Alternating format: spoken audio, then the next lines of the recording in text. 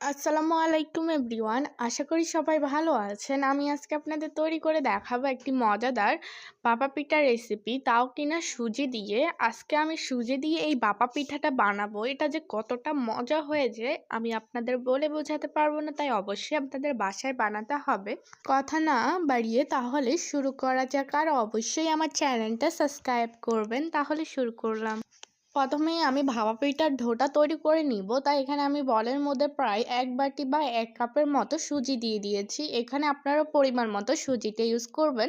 তারপর দিয়ে দিলাম স্বাদ মতো লবণ। এখানে আমি স্বাদ মতো লবণটা দিয়ে এখন আমি এগুলোকে সবগুলোকে ভালোভাবে একটু মিশিয়ে নিব। লবণটা সুজির সাথে একটু সুন্দরভাবে মিশিয়ে নিতে হবে।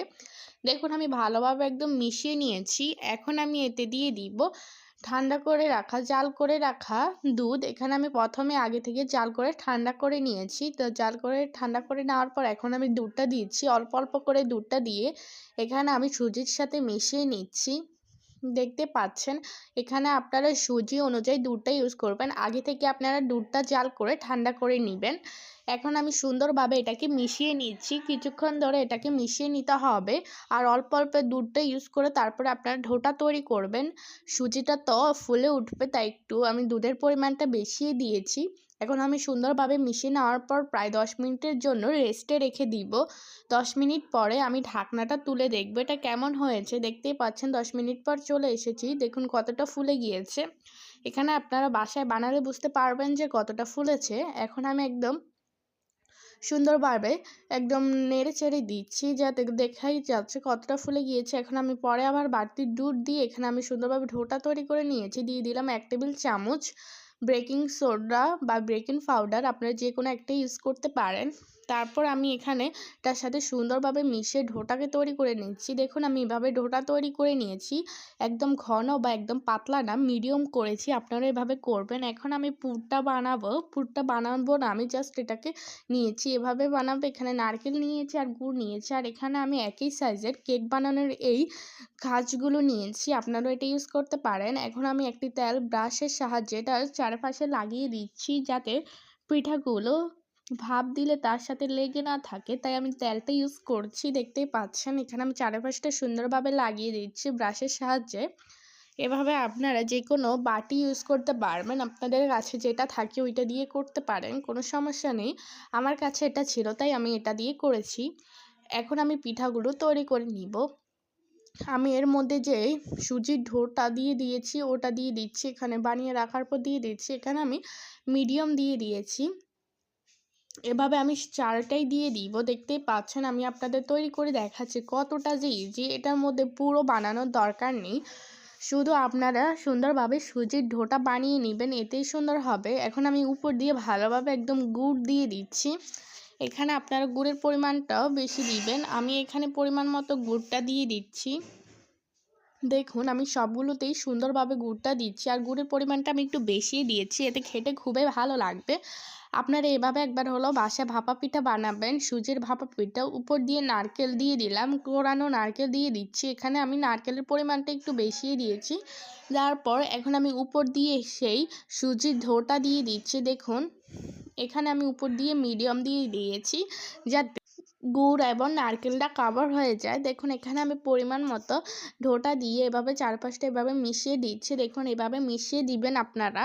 দেখুন কতটা সুন্দর লাগছে। এখন আমি পিঠাগুলো একটু ডিজাইন করা বা সুন্দর দেখানোর জন্য উপর দিয়ে কিশমিশ দিয়ে দিব। আপনারা এখানে কিশমিশটা ইউজ করতে পারবেন বা স্কিপও করতে পারবেন, বাট এই কিশমিশটা দিলে খেতেও ভালো লাগবে, দেখতেও সুন্দর লাগবে। এখানে আমি কিশমিশ দিয়ে একটা সুন্দর ফুলের শেপে দিয়ে দিচ্ছি। দেখুন আমি এভাবে সবগুলো করে নিব। দেখুন এখানে আমি কিশমিশটাও সুন্দরভাবে এভাবে বসিয়ে দিচ্ছি। আপনারা এটা করতে পারেন বা স্কিপ করতে পারেন, যাদের বাসায় কিশমিশ রয়েছে তারা এটা করতে পারবেন। দেখুন চারটা আমি কিভাবে সুন্দরভাবে সাজিয়ে নিয়েছি, এগুলো ভাপ দেওয়ার জন্য নিয়ে গেলাম। আগে থেকে আমি চুলায় পানি বসিয়ে দিয়েছি, উপর দিয়ে এরকম ছিদ্রযুক্ত একটি থালা দিয়ে দিলাম। এখন আমি একে একে সবগুলো পিঠার দিয়ে দিব। দেখুন কতটা সুন্দর লাগছে পিঠাগুলো। আপনারা জাস্ট বাসায় বানালে বুঝতে পারবেন কতটা যে নরম তুলতুলে, খেতে মাশাআল্লাহ খুবই মজা হয়েছে। এখন আমি উপর দিয়ে আরেকটি থালা দিয়ে দিলাম। এখন আমি পিঠাগুলো হওয়ার জন্য 5 থেকে 7 মিনিট ওয়েট করব। দেখুন এখন আমি 5 থেকে 7 মিনিট পরে চলে এসেছি। এখন আমি ঢাকনাটা তুলে নিচ্ছি আর চুলার আঁচটা মিডিয়াম রাখবেন। দেখুন পিঠাগুলো ফুলে কীরকম হয়ে গিয়েছে। এখন একটা কাঠির সাহায্যে চেক করবেন যে হয়েছে কিনা। কাঠিতে লেগে না থাকলেই বুঝতে পারবেন যে পিঠাগুলো হয়ে গিয়েছে। এখন আমি এটাকে তুলে নিব। আর এই পিঠাগুলো হতে আপনার চুলার আঁচটা মিডিয়াম রেখে দিবেন। এখন আমি তুলে নিলাম। এখন আমি পরিবেশন করব। দেখুন পিঠাগুলো দেখতে কতটা লোভনীয় লাগছে, মাশাআল্লাহ খেতে খুবই ভালো লেগেছে।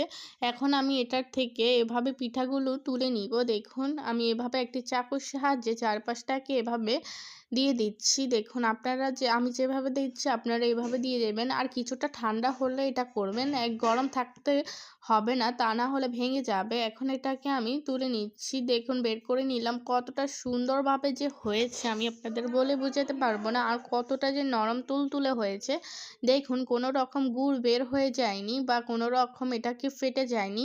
এরকম যেরকম হয়েছে তেমনই হয়েছে। দেখুন আমি সবগুলো পিঠে আপনাদের দেখিয়ে দিচ্ছি।